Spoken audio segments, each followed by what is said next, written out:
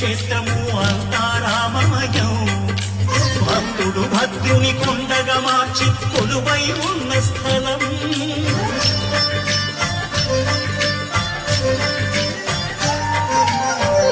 భక్తితో రామదాసు ఈ ఆలయమును కట్టించనయా. సీతారామ లక్ష్మణులకు ఆభరణములే చేయించనయా.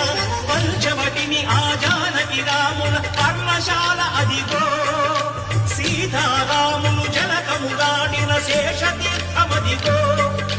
రామ భక్తితో నదిగా మారిన శబరి ఇదేనయ్యా.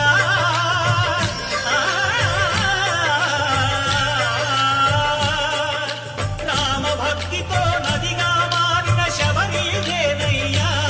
శ్రీరామ పాద